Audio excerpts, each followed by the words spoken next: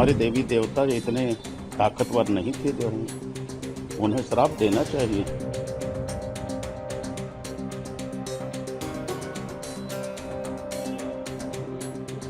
पहला मुस्लिम शासक जो था वो मोहम्मद गोरी था जो है, तो यहाँ के देवी देवता या भगवान क्या करते रहे जो है, श्राप दे देना चाहिए। मुसलमान भस्म हो जाते, मर जाते जो है।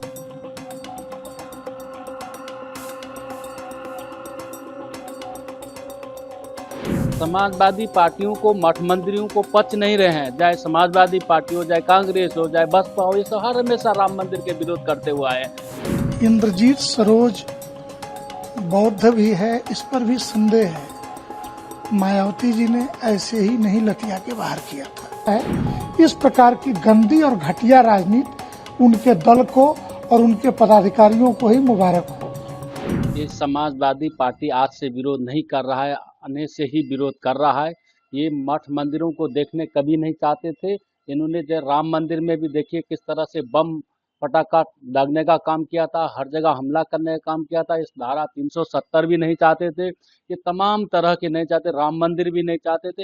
ये भगवान ही चाहते तो राम मंदिर का भी भव्य मंदिर बना। भगवान से ही प्रार्थना करने से देखिए धारा 370, धारा 300 सारे जितने भी ही है विवादित है, ये भगवान की कृपा से ही मठ मंदिर बन गया। सारे इन्हीं के कल्याण से देखिए देश के प्रधानमंत्री कैसे बने, भगवान की कृपा, राम भक्तों के कृपा से देश के प्रधानमंत्री आज किस जगह पर है, पूरे देश को चमत्कार दिए हुए हैं। प्रदेश के मुख्यमंत्री योगी आदित्यनाथ देखिए किस तरह से अयोध्या को दिव्य किया है। काशी विश्वनाथ मंदिर हो, चाहे अयोध्या हो, मथुरा हो, ये सब भगवान की कृपा से ही है।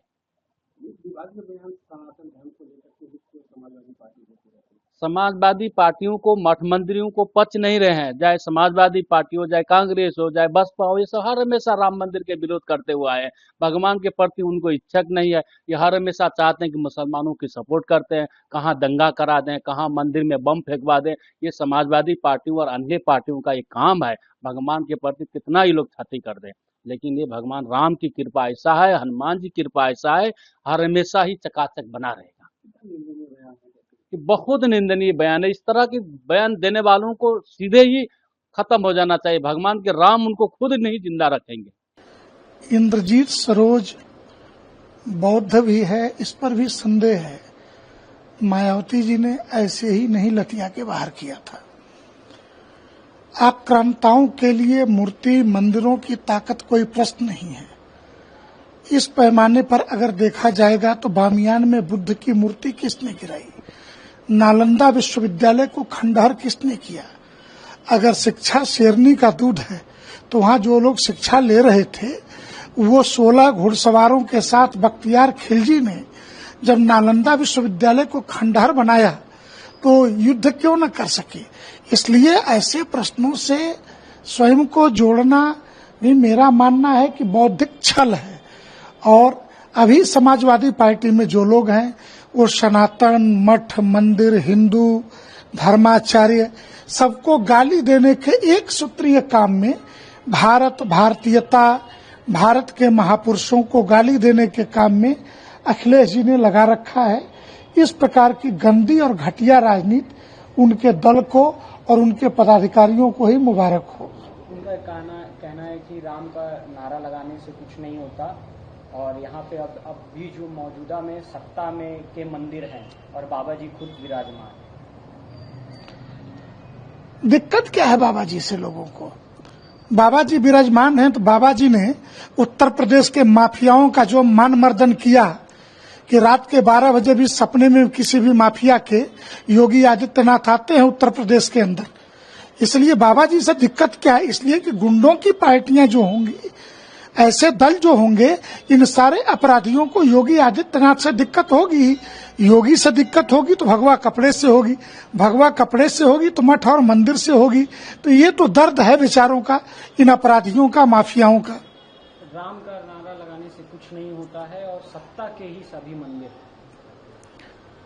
फालतू की बातें हैं। राम राम जपेऊ महेशु, राम का नारा लगाने से मुक्ति मिल जाती है।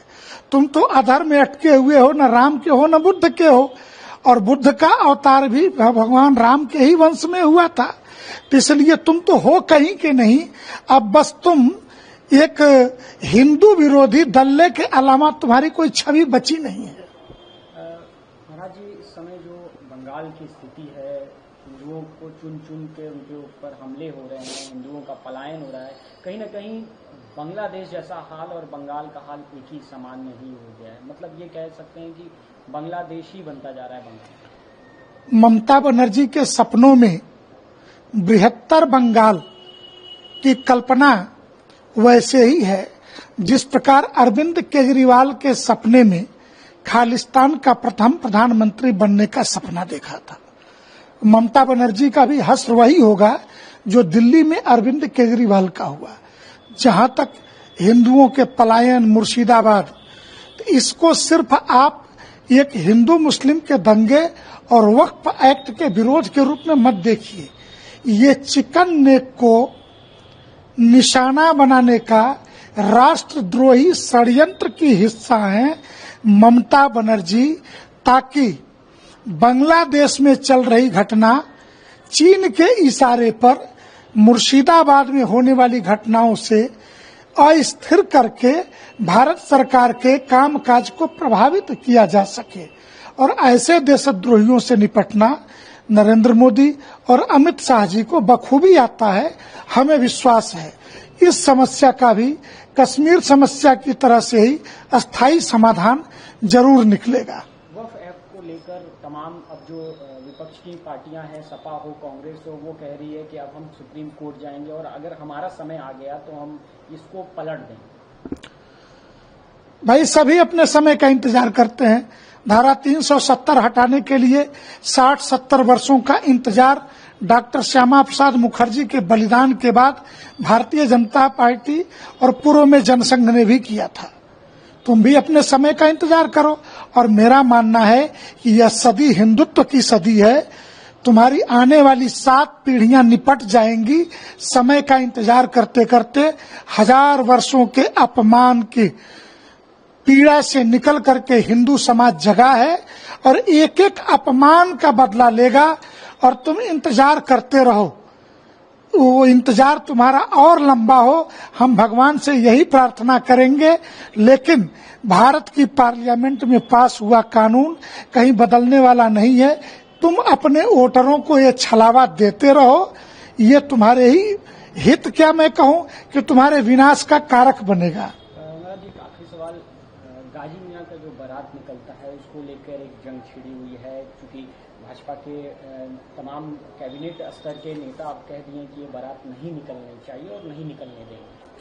हम दुर्भाग्यशाली ऐसे समाज और ऐसे राष्ट्र के हिस्सा है कि जहां पर आक्रांता हाजी गाजी पाजियों की, कि जिन्होंने हम पर हमले किए, हमारी हत्या की, और वो अपने जश्न की बारात हमारे यहाँ निकालते हैं। नालंदा जैसा शिक्षा का केंद्र जलाने वाले बख्तियार खिलजी के नाम पर बिहार में बख्तियारपुर जैसा नगर भी है। हम योगी जी को धन्यवाद देते हैं, इन्होंने फैजाबाद, इलाहाबाद से लेकर के मुगल सराय तक सबको स्वाहा कर दिया। बड़ी संख्या में उत्तराखंड में भी नाम बदले गए। तो ये गुलामी के चिन्ह मिटाए जाने चाहिए, ये रवायत बंद होनी चाहिए। ये किसी परंपरा का रूप नहीं है, हिंदुओं को चिढ़ाने के ये स्वरूप हैं। और सुहेल देव राजभर या सुहेल देव पासवान, इतिहास में दोनों सुहेल देव जी को अपना महापुरुष मानते हैं। तो मैं मानता हूं कि छत्रपति सुहेल देव ने अपने घोड़े के आगे जिन गाजियों को बांध करके घसीट दिया, इनकी बारात निकालने वालों को शर्म हया थोड़ी भी हो तो इसको बंद करें। बनारस में आप लोग का क्या स्टैंड रहने वाला है गाजी मियां के बारात को लेकर, पहला, और दूसरा यहाँ पे जो नाम बदलने की कवायद शुरू होने वाली थी उसको लेकर, जैसे नगर निगम ने प्रस्ताव दिए हैं, वो सरकारी कामकाज का हिस्सा है। नगर निगम को ढेर सारा आशीर्वाद और बधाई है कि बनारस में भी ऐसे गुलामी के जो चिन्ह, नाम निशान हैं, वो मिटाए जाएंगे। काशी दुनिया का सबसे पुराना और एग्जिस्टिंग शहर है। तो अगर काशी दुनिया का सबसे पुराना है तो मुगलों के आने से पहले में तो यहाँ मोहल्लों के नाम रहे होंगे, ये नगर रहा होगा, ये राज्य रहा होगा, तो वो नाम पुनः वापस आने चाहिए। इसके लिए जो लोग भी काम कर रहे हैं वो सभी बधाई के पात्र हैं।